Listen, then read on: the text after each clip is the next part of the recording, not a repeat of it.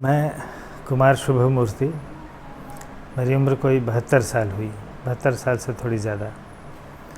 और मैं चाहता हूँ कि मैंने जो सामाजिक काम किया इस बीच, इस सारी उम्र में, उसका एक संक्षिप्त ब्यौरा आप लोगों के सामने रखूँ।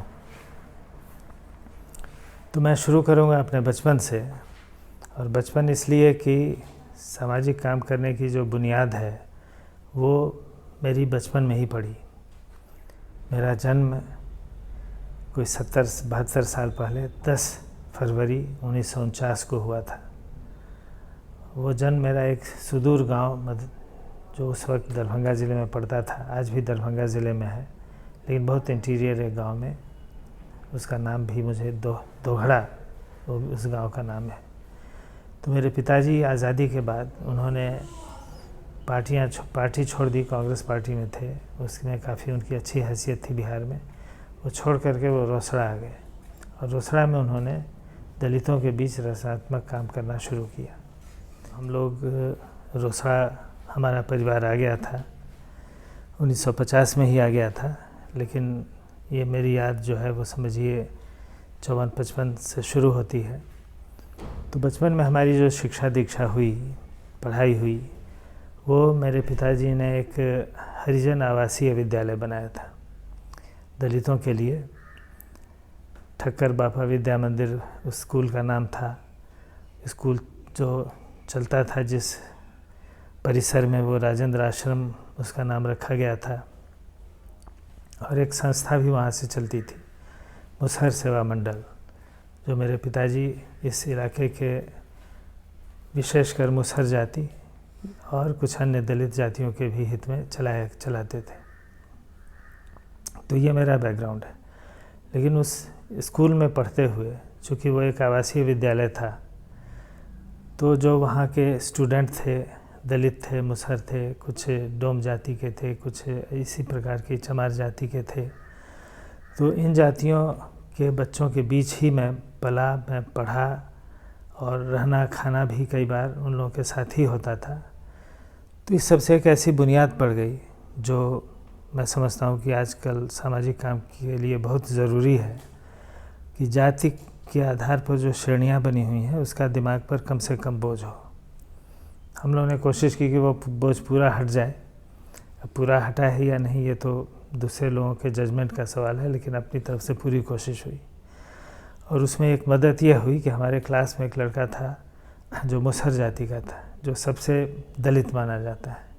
अभी बिहार की सरकार ने जो महादलित, एक दलितों में भी एक सेक्शन बना दिया, तो उसमें मुख्यतः मुसहर रहते हैं।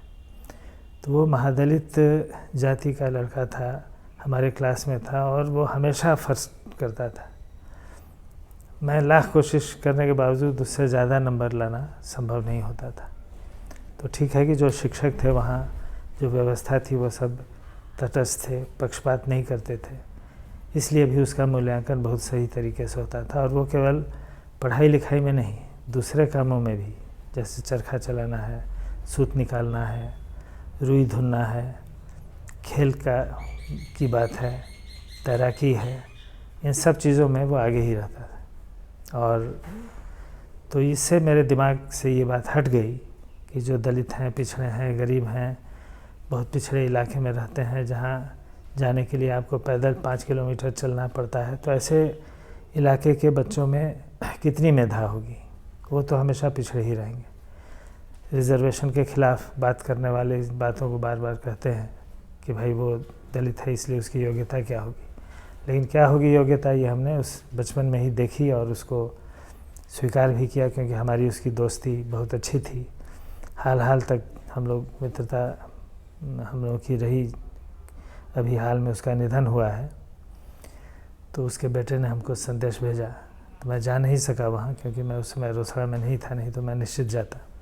तो उस संबंध के कारण दिमाग से ये बात हट गई कि पिछड़े लोग पिछड़े दिमाग के होते हैं या कम मेधा के होते हैं, ऐसा नहीं है। ये मैं इसलिए कह रहा हूँ कि सामाजिक काम के लिए इस प्रकार का एटीट्यूड बहुत ज़रूरी है। अब मैं सीधे आता हूँ अपने कॉलेज की पढ़ाई। जब कॉलेज की पढ़ाई मुजफ्फरपुर में लंगट सिंह कॉलेज एक था, वहाँ मेरी पढ़ाई मैं पढ़ रहा था, बीएससी ग्रेजुएशन में था मैं, तभी जयप्रकाश जी वहाँ के पास के गांव में आए। ये मुसहरी उसको कहते हैं उस इलाके को। तो मुसहरी में वो आए नक्सलवादियों के कारण सर्वोदय का काम करने। वो कारण ये था कि नक्सलवादियों ने सर्वोदय कार्यकर्ताओं को चुनौती दी थी कि आप लोग इस क्षेत्र से भाग जाइए, यहाँ हम लोग अपनी तरह से काम करेंगे। और नक्सलवाद का उसमें उदय हो ही रहा था। ये काल था 67, 68, 69 का। तो पढ़ाई करते करते जयप्रकाश जी के काम से मैं जुड़ा, क्योंकि जयप्रकाश जी को सब लोग जानते थे और हम लोग कुछ ज़्यादा जानते थे। तो उनके काम से जुड़ा मैं, और फिर इस तरह से जुड़ता गया कि पढ़ाई छूटती गई और उनके काम में पूरी तरह मैं लग गया, जो मुसहरी में काम चल रहा था। तो उस समय तक जयप्रकाश जी का विचार ये था कि एक जो ग्रामदान का कार्यक्रम था सर्वोदय का, जो विनोबा जी द्वारा दिया हुआ था कि गांव को कैसे संगठित बनाएं और कैसे गांव एक विलेज रिपब्लिक, जो गांधी जी का शब्द है, विलेज रिपब्लिक के रूप में उभर के आए, अपने गांव का अपना निर्णय, स्वावलंबन आदि आदि। तो वो ग्रामदान के नाम से उस वक्त जाना जाता था सर्वोदय के सर्किल में। तो ग्रामदान के काम को ज़मीन पर उतारना, इससे जयप्रकाश जी मानते थे कि गांव में जो अन्याय होते हैं या जो गैर बराबरी है, शोषण है, इस सब पर काफ़ी अंकुश लगेगा, और जैसे जैसे ये काम जड़ पकड़ेगा, मजबूत होगा, वैसे वैसे ये सारी चीज़ें हट जाएंगी, नकारात्मक चीज़ें, और गांव एक सही रूप में, एक समझिए जिसको हम लोग कहते हैं कि विश्व बंधुत्व लिए हुए गांव में बंधुत्व फैलेगा। तो उस प्रकार का गांव बनेगा, जिसको विनोबा जी ने गोकुल शब्द दिया था कि गांव, आदर्श गांव क्या है, तो गोकुल की तरह का है। तो ये मान के जयप्रकाश जी वहाँ आए थे कि इसको अगर हम ज़मीन पर उतार दें तो नक्सलवाद वगैरह जैसी जो समस्या है, और जो वाजिब है कि अगर शोषण होगा, न्याय होगा, तो नक्सलवाद की रूप की तरह से उसका प्रतिरोध होना ही चाहिए। वो हिंसक प्रतिरोध न हो, बल्कि अहिंसक प्रतिरोध हो। तो वो भी ग्रामदान के स्कीम में वो चीज़ शामिल थी। तो खैर, इस काम को जयप्रकाश जी करने आए और हम लोग जयप्रकाश जी के काम से जुड़े, और धीरे धीरे मेरी पढ़ाई छूट गई और इसी काम में मैं लग गया। पढ़ाई लगने लगी कि जैसे ये एक व्यर्थ की चीज़ है और इसको पढ़ने में जीवन की सार्थकता नहीं है। जीवन की सार्थकता किस में है, तो इस प्रकार के काम में जो एक नया समाज बना है, इस समाज को बदल करके, तो ये हमने तय किया और पढ़ाई छोड़ ही दी और उस काम में पूरी तरह लग गए। उसी वक्त एक व्यापक रूप से प्रयोग करने की स्थिति बनी कि आप एक ब्लॉक में काम जो हो रहा था मुसहरी में, उसको एक ब्लॉक में नहीं करके एक ज़िले में काम कीजिए। और सहरसा ज़िले को चुना गया कि सहरसा ज़िले में ग्रामदान का काम किया जाए और देखा जाए कि इसको कैसे हम ज़मीन पर उतारते हैं, जिसको ग्रामदान की पुष्टि का काम कहते हैं। तो ग्रामदान पुष्टि का अभियान, ये समझिए कि पूरे देश के सर्वोदय कार्यकर्ता जो प्रमुख थे वो भी आकर के वहाँ जुटे और करने लगे। मैं भी वहाँ चला गया, मुजफ्फरपुर से सहरसा में ही रहने लगा। वहाँ मुख्य काम हम लोगों का था, हम 3-4 युवकों का ग्रुप था। तो वो हम लोग करते थे गांव-गांव जाना, जहाँ 2 दिन, 3 दिन, 4 दिन आवश्यकता अनुसार रुकना, गांव वालों को ग्रामदान की बात समझाना और फिर उसके अनुसार वो अमल करें, इसकी कोशिश करना। और इसमें जो कागजी कार्रवाई भी थी कुछ, क्योंकि ग्रामदान एक्ट भी बिहार सरकार ने बना दिया था। देश में अनेक प्रांतों ने ग्रामदान एक्ट बनाया था। तो उस एक्ट के अनुसार उन गाँव का रजिस्ट्रेशन भी हो जाए, ये भी उस प्रक्रिया का एक हिस्सा था। तो वो कागजी कार्रवाई भी हम लोग करते थे। लेकिन 2-3 साल काम करने के बाद ये अनुभव आया कि भाई ये काम तो हम उस गांव में जाते हैं करके जब लौटते हैं तो फिर गांव ज्यों का त्यों हो जाता है, उस पर कोई अंतर नहीं आता है उसके जीवन में। जो आर्थिक चहल पहल है, जो आर्थिक पैसा कमाने की जो रीतियां हैं वो वही की वही हैं, शोषण वैसे ही है, खेती का वही हाल है। तो ये सब गांव के उद्यम से बदले, गांव वाले इन सब चीज़ों कार्यक्रमों को उठा लें और ख़ुद करने लगें, ये हो नहीं रहा है। हम लोग के ठेल ठाल करने से समझिए गाड़ी कुछ हद तक आगे चढ़ी, और फिर जब हम वहाँ से लौटे तो गाड़ी फिर वापस उसी गड्ढे में आ गई। इस तरह का महसूस हो रहा था। उसी वक्त जयप्रकाश जी ने एक नई बात खड़ी की। विनोबा जी तब तक संन्यास लेकर के वो चले गए थे अपने आश्रम पवनार। वहाँ उन्होंने कहा था कि मैं क्षेत्र संन्यास ले रहा हूँ, यानी पवनार के आश्रम के की सीमा से बाहर नहीं निकलूँगा, और अब यहीं से जो दिशा निर्देश होगा या देखना होगा वो मैं यहीं से दर्शन करूँगा। तो जयप्रकाश जी ने ऐसे समय में उनमें जो नेतृत्व क्षमता थी उसके कारण मैं समझता हूँ कि उन्होंने उस समय की परिस्थिति का आकलन करना शुरू किया और देखा कि भाई ये तो जो गरीबी है जहाँ की तहाँ है, जो दूसरी समस्याएं हैं जहाँ की तहाँ है, और सरकार उसमें कोई सकारात्मक भूमिका निभा नहीं रही है।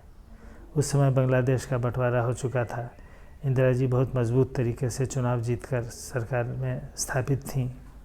तो सरकार क्या कर रही है, तो धीरे धीरे सारे अधिकार सरकार और क्रम से प्रधानमंत्री के हाथों में केंद्रित हो रही है। जुडिशरी को प्रभावित किया जा रहा है, आर्मी है उसको भी प्रभावित करने की कोशिश हो रही है, मीडिया है वो सरकार की बातों को प्रचारित करे, सरकार के पॉइंट ऑफ व्यू को प्रचारित करे, इस तरह से उस पर दबाव डाला जा रहा है।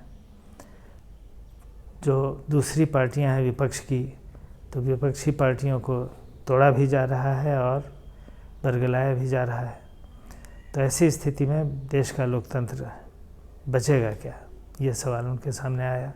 और लोकतंत्र को वो इस व्यापक भूमिका में देखते थे कि लोकतंत्र अगर नहीं रहेगा तो हम ग्राम स्वराज्य का भी काम नहीं कर पाएंगे।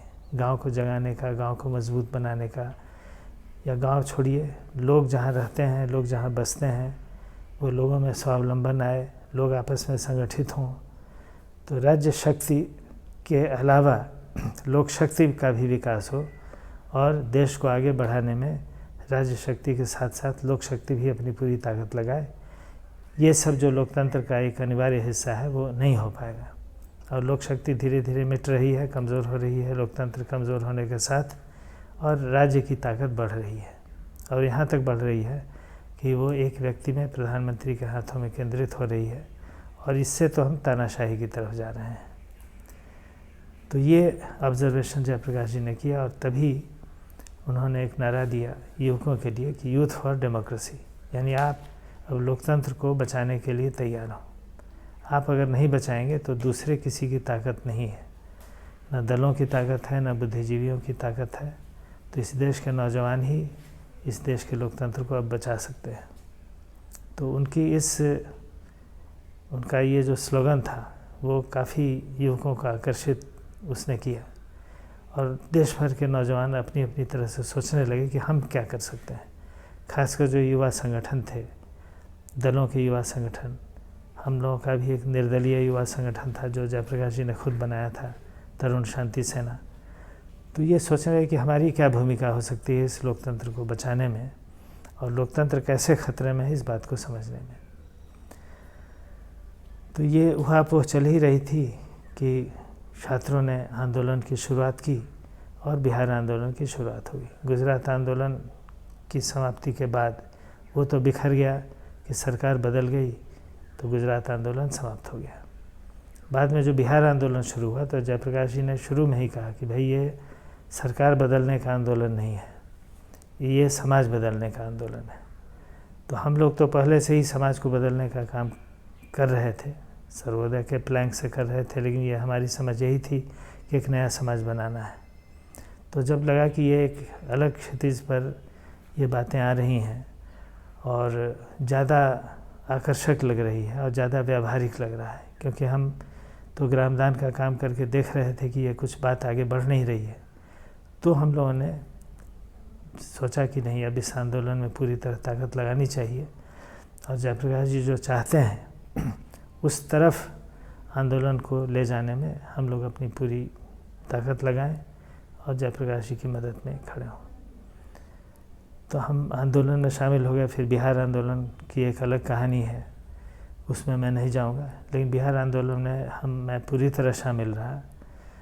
और दो खास बातें नहीं, एक तो बिहार आंदोलन के कार्यक्रम ऐसे थे जो शहर में आयोजित होते थे, धरना प्रदर्शन जुलूस आदि, वो भी आवश्यक था। लेकिन जयप्रकाश जी ने एक बुनियादी कार्यक्रम दिया था जो ग्रामदान से मिलता जुलता था कि गांव के लोगों को कैसे मजबूत बनाया जाए। तो उसको उन्होंने जनता सरकार का नाम दिया था कि हर गांव में जनता की सरकार बने। ऐसा नहीं कि जनता की सरकार यानी वो जो वर्तमान सरकार है उसके विरोध में खड़ी हो, बल्कि वो गांव की सरकार हो जो अपने गांव को अपनी तरह से चलाए, गांव के लोग अपने गांव को अपनी तरह से चलाएं। और उसके लिए प्राथमिक काम था कि गांव के युवा संगठित हों जो परिवर्तन चाहते हैं और गांव की कुरीतियों के खिलाफ, परिवार की कुरीतियों के खिलाफ, जो छोटे मोटे अन्याय होते रहते हैं गांव में, उन चीज़ों के खिलाफ खड़े हों और एक वातावरण बनाएं जो न्याय का हो, प्रगतिशीलता का हो, परिवर्तन का हो। तो ये कार्यक्रम था जनता सरकार का। तो मैं मुख्यतः इस कार्यक्रम में लगा। और फिर मैं सहरसा ज़िले का एक राघोपुर ब्लॉक था जहाँ मेरा अच्छा संपर्क था ग्रामदान के कार्यक्रम के सिलसिले में, तो वहाँ मैं चला गया। और फिर वहाँ से नौजवानों को निकालना और इस काम में लगाना, प्रखंड स्तर पर जनता सरकार का गठन करना, इस काम में लगा। तो कई नौजवान वहाँ जो पढ़ते थे, पटना यूनिवर्सिटी में पढ़ते थे, दूसरी जगह पढ़ाई करते थे, जो कि स्कूल कॉलेज बंद हो गए थे, वो लौट करके आ गए थे अपने गांव। तो उन लोगों की काफ़ी मदद हुई, उनका नेतृत्व था। और चूँकि वो उस इलाके के रहने वाले थे, इसलिए हमने उन्हीं लोगों के नेतृत्व में ये काम चले, इस तरह से काम को संगठित किया था। दूसरा यह था कि जब मैं इमरजेंसी में गिरफ्तार हो गया, जेल गया, तो करीब 1.5 साल का वो समय था, उससे कुछ ज़्यादा रहा होगा। लेकिन जेल जीवन कि बहुत भयानक होता है, ऐसी जो धारणा थी, तो वो धारणा मेरी समाप्त हो गई। अगर जेल जाकर भी आप धीरज के साथ अपनी ज़िंदगी बिताते हैं, संयम से रहते हैं, और उस जेल में सर्वोदय आंदोलन के भी कई लोग थे, तो हम लोगों ने मिल कर के एक आश्रमी जीवन जिसको कहते हैं, वो रूटीन उस तरह से बना लिया कि सुबह इतने बजे उठना है, व्यायाम करना है, रचनात्मक काम करना है, यानी जेल के अंदर ही जो खेती की ज़मीन थी उसमें खेती करनी है, आदि आदि। तो इस तरह से सारा समय पढ़ना भी है, आपस में चर्चा भी करनी है। अलग अलग पार्टियों के लोग थे जेल में, तो अलग अलग दृष्टिकोण से हम लोग बिहार आंदोलन को और अलग अलग मुद्दों को चर्चित भी किया करते थे, एक दूसरे से सीखते थे, सिखाते थे। इसमें झगड़े भी होते थे, लेकिन बहुत ही वो एक सिलसिलेवार ज़िंदगी रही जेल की 1.5 साल की। तो वो जेल जीवन खटका नहीं। इस बात की कसक ज़रूर महसूस होती थी कि बाहर रहते तो बहुत सारा काम करते, लेकिन ठीक है अब जेल में हैं तो इसी जेल जीवन को किस तरह से हम चलाएं कि खुद भी समृद्ध बने और बाहर भी हमारा क्या कंट्रीब्यूशन हो सकता है, इस दृष्टि से कुछ लिखते पढ़ते रहें। तो ये बिहार आंदोलन का एक अनुभव मैंने बताया।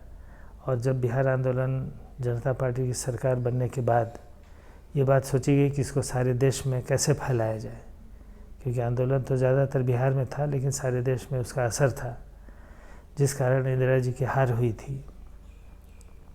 तब इसको आगे फैलाने के लिए जयप्रकाश जी ने जो संगठन बनाया था छात्र युवा संघर्ष वाहिनी, वो एक निर्दलीय संगठन था, यानी इसके सदस्य कभी भी चुनाव नहीं लड़ते। सत्ता की जो दौड़ होती है, होड़ होती है दलों के आधार पर, उसमें कभी शामिल नहीं होंगे। ये उसका एक शपथ पत्र का एक हिस्सा था। तो हम लोग तो पहले से ही इस चीज़ को मानते थे कि सत्ता की दौड़ में, होड़ में नहीं जाना है। और जब संघर्ष वाहिनी बनी तो कई लड़के हज़ारों की संख्या में इसमें शामिल हुए। और हम परिवर्तन चाहते हैं, और वो केवल सत्ता का परिवर्तन नहीं चाहते हैं बल्कि समाज का परिवर्तन चाहते हैं। समाज को बदलने के क्रम में सत्ता का परिवर्तन हो सकता है, लेकिन मुख्य मकसद है समाज को बदलना। तो वो जो संघर्ष वाहिनी संगठन थी, छात्र युवा संघर्ष वाहिनी पूरा उसका ये नाम था, तो उसका मैं राष्ट्रीय संयोजक जयप्रकाश जी ने मुझे बनाया। और तब मैं पूरे देश में घूमा, पूरे देश में घूमकर अलग अलग प्रांतों में प्राय हर प्रांत में जाकर के इसकी एक इकाई संगठित की। तो ये एक अलग तरह का काम रहा, बहुत नया अनुभव आया और सारे देश को देखने का मौका मिला। तो ये एक फेज़ दूसरे तरह के काम का समाप्त हुआ। तीसरा फेज़ शुरू हुआ कि छात्रवाद संघर्ष वाहिनी में एक उम्र सीमा निर्धारित की गई थी कि 30 वर्ष के बाद आप इस संगठन के सदस्य नहीं रह सकते हैं, क्योंकि युवा आप कब तक हैं, तो आप 20, 30, 40, 50 तक अपने को गिन सकते हैं कि हम युवा हों। लेकिन हम लोगों ने तय किया कि नहीं, और ख़ासकर जयप्रकाश जी ने इशारा किया कि ये 30 वर्ष की उम्र रहेगी।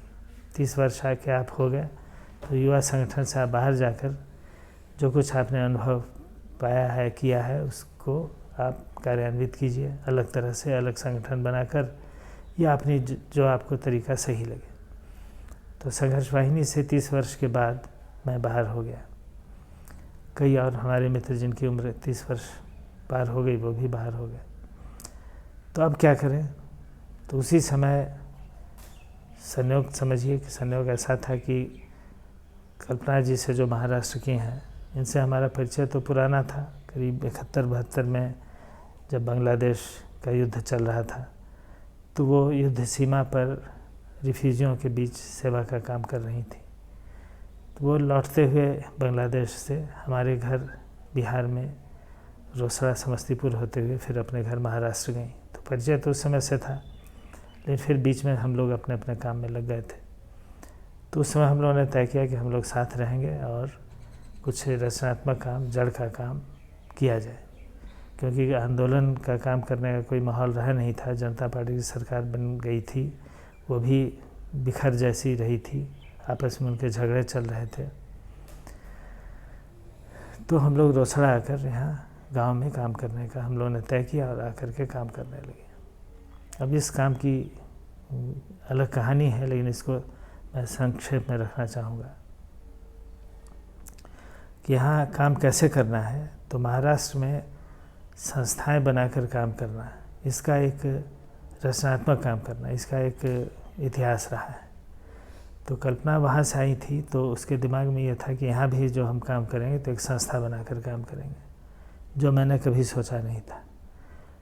लेकिन उसने कहा कि नहीं, काम करना है तो संस्था बनाकर काम करेंगे, वो ज़्यादा अच्छा रहेगा। तो मैंने भी सोचा कि ठीक है भाई। तो संस्था रजिस्टर्ड हुई, अध्यक्ष कल्पना शास्त्री उसकी थी, और हम लोगों ने यहाँ 2-3 मुद्दों को बनाकर काम किया गांव में।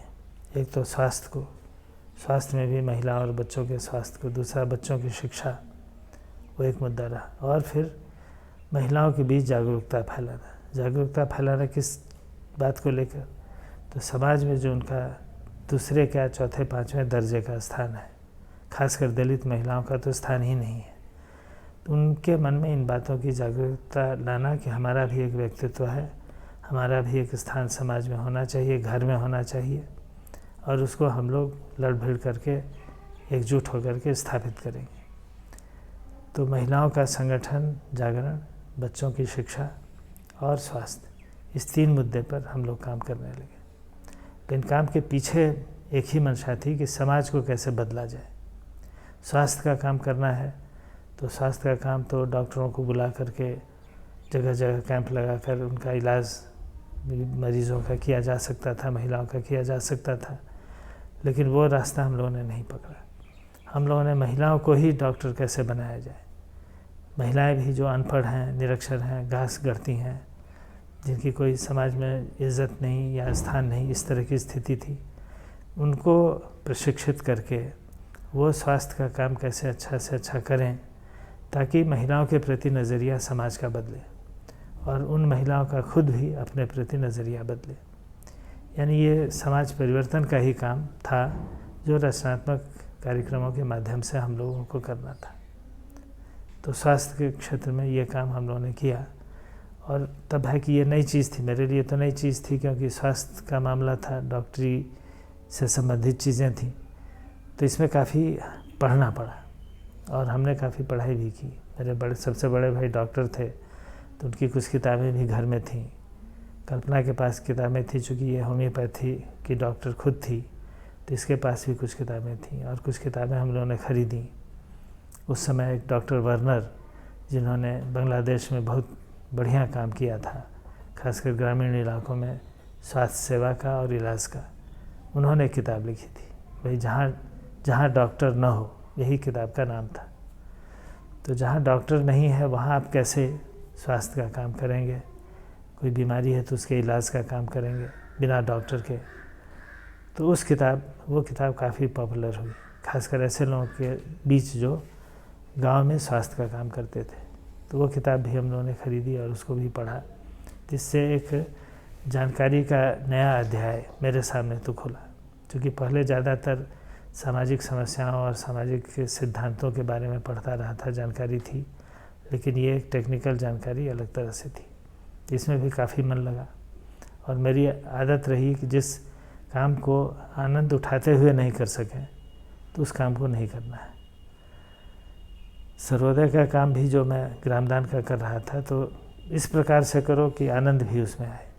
इसलिए हम युवा लोगों का 4-5 लोगों का एक ग्रुप था, तो हम लोग मिल करके एक दोस्त की तरह रहते थे और काम करते थे। उसमें सारी कठिनाइयाँ जो दूसरे समझते थे कि मुसीबतें, वो सब हम लोग को आसान लगती थी और एक तरह से वो भी रिक्रिएशन का ही एक पार्ट बन जाता था।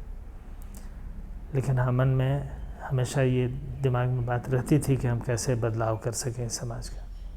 तो वही यहाँ भी जब एक संस्था के माध्यम से स्वास्थ्य का काम करने लगे, तो उस फार्मूले को हम लोगों ने यहाँ भी बढ़ाया कि इसको माध्यम परिवर्तन का कैसे बनाया जाए।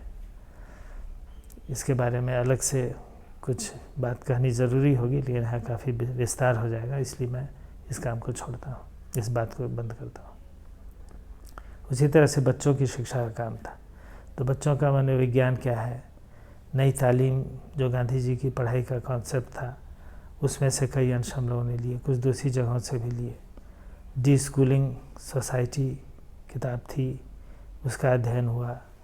जॉन होल्ट की किताबों की पढ़ाई हुई। तो इस तरह से विचार और विचार के आधार पर काम, और फिर काम को कैसे व्यावहारिक बनाया जाए, ये हम लोग प्रयोग करते गए।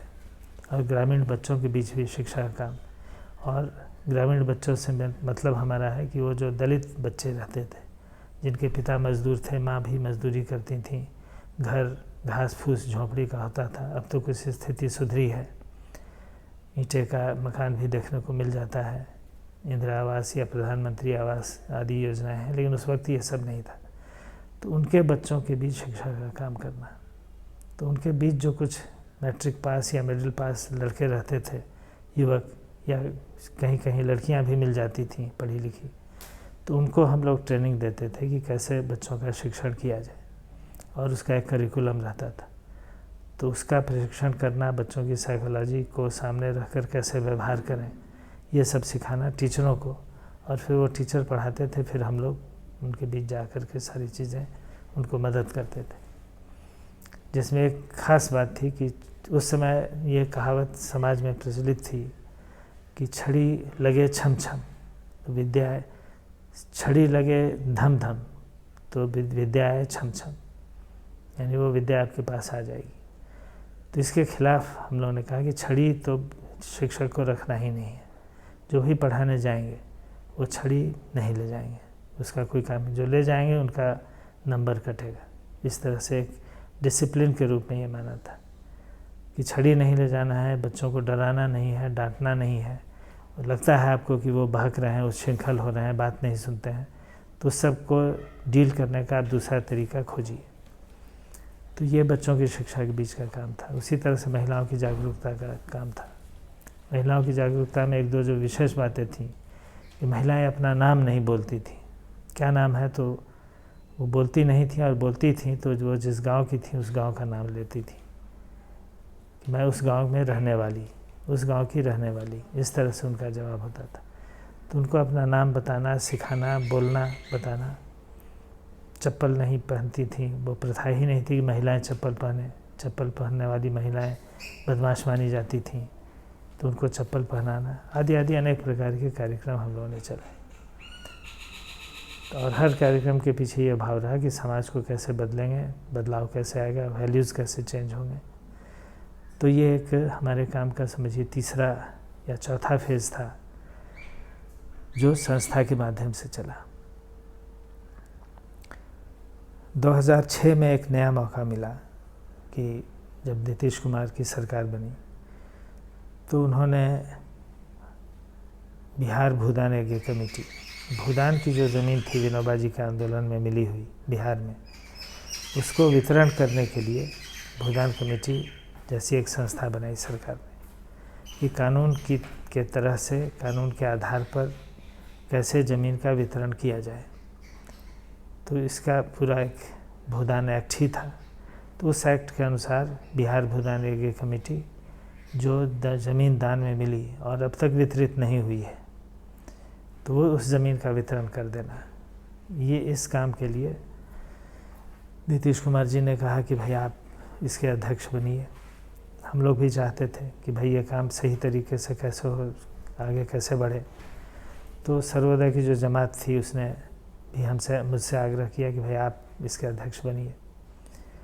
तो काफ़ी सोच समझ करके उहापोह के बाद हमने इसकी अध्यक्षता स्वीकार की। 10-12 साल तक इस काम को किया हमने, और जितनी ज़मीन थी जो सरकार ने जांच करके दी कि हाँ ये ज़मीन दान में प्राप्त है, उसका वितरण हमने कर दिया।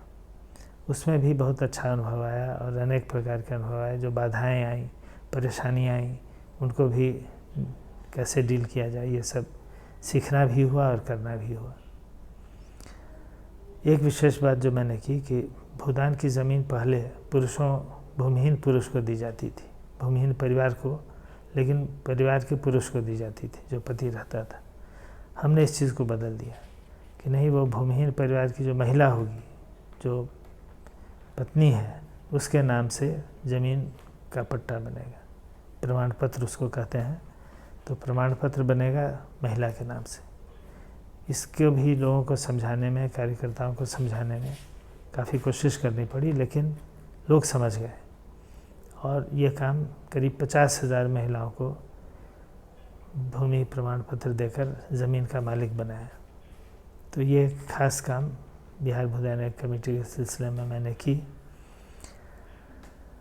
और इस कमेटी की अध्यक्षता छोड़ने के बाद जब ज़मीन सारी बँट गई और जो थोड़ी बहुत ज़मीन बची थी वो सरकार को संतुष्ट करना था, उसके बाद ही बढ़ती, तो मुझे भी लगा कि अब इसको छोड़ देना चाहिए। तीसरा टर्म भी पूरा हो गया। सरकार के भी सामने बात थी कि भाई 3 टर्म के बाद फिर इनको अध्यक्ष में रहने दिया जाए, ये भी ठीक नहीं था।